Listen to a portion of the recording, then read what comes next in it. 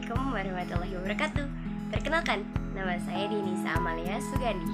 Saya dari Fakultas Ekonomi, Prodi Manajemen di Sekolah Tinggi Ilmu Ekonomi Eka Dharma Indonesia atau yang lebih dikenal dengan STI Eka Dharma Indonesia. Saya di sini ingin men-sharing ataupun membagikan wawasan tentang etika dalam berbisnis. Apa itu etika? Apa itu etika dalam bisnis? Apakah perlu etika dalam bisnis? Dan contoh studi kasus tentang pelanggaran etika dalam berbisnis. Check it out ya.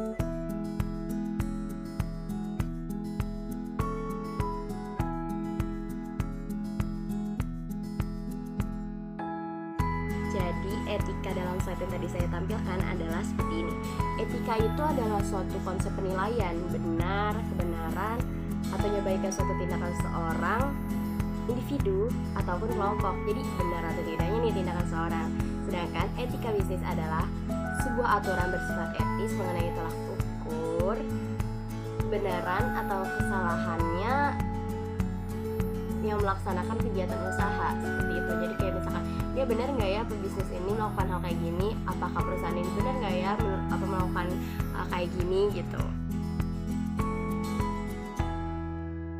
Dalam bisnis itu perlu adanya etika ya, karena itu tuh untuk membentuk nilai, norma, dan perilaku perusahaan agar mendapatkan hubungan baik, adil, dan sehat terhadap sesama perusahaan yang lain, tenaga kerja, dan juga tentunya konsumen. Jadi dia tuh punya, wah ini udah terkenal baik nih produknya. Perusahaannya juga terhadap lingkungannya, terhadap masyarakatnya, terhadap konsumennya tuh baik semuanya. Bahkan terhadap perusahaan lain juga memiliki etika yang baik.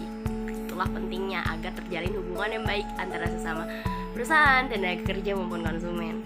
Baiklah, selanjutnya saya akan berikan sebuah contoh tentang studi kasus pelanggaran etika dalam berbisnis. Apalagi nih ya, yang melanggar ini ternyata perusahaan go internasional, perusahaan besar yang bahkan produknya juga ada di Indonesia. Seperti ini dan ini. Udah ketebak kan perusahaan apa namanya? Ya, namanya Nestle. Perusahaan Nestle, perusahaan go internasional. Jadi, saya mengambil studi kasus ini tuh dari halaman www.akademia.edu ya, yang dikarang oleh Kak Didik Ekatnadi. Bukan dikarang, ditulis oleh Kak Didik Ekatnadi. Jadi ceritanya seperti ini. Saya bercerita, tentunya saya ingin ngasih tahu dulu nih judul studi kasusnya apa. Jadi judulnya ini, kontroversi formula bayi. Aduh, sampai kontroversi formula bayi. Jadi Nestle ini adalah perusahaan besar go internasional yang didirikan pada tahun 1866 di Switzerland, yang pada saat itu memang terkenalnya adalah memproduksi susu formula untuk bayi. Kenapa sih sampai terjadinya kasus pelanggaran?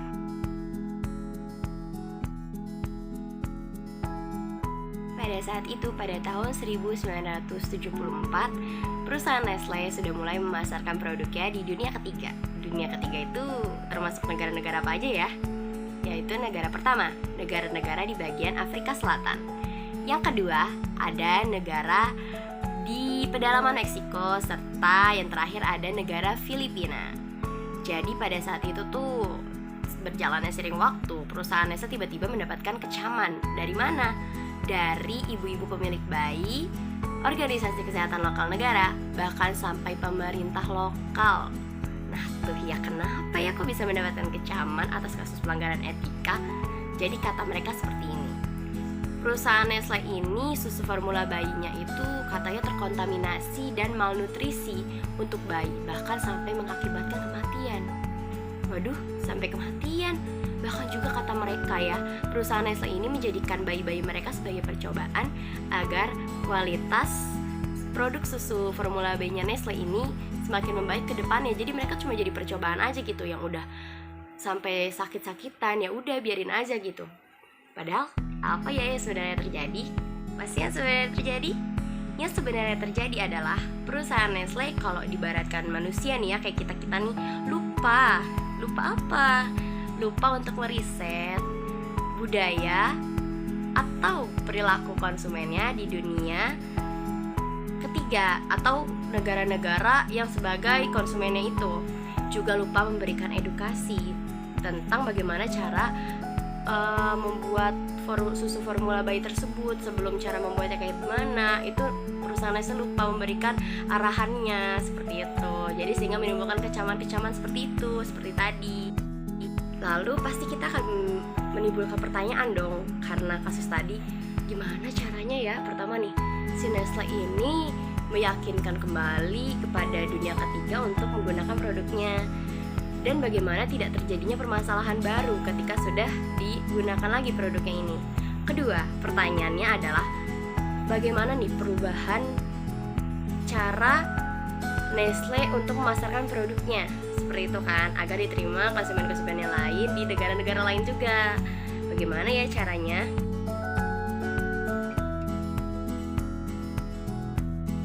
Ya, Nestle melakukan riset dan lobby internasional kepada organisasi lokal, WHO, dan UNICEF untuk mendapatkan apa?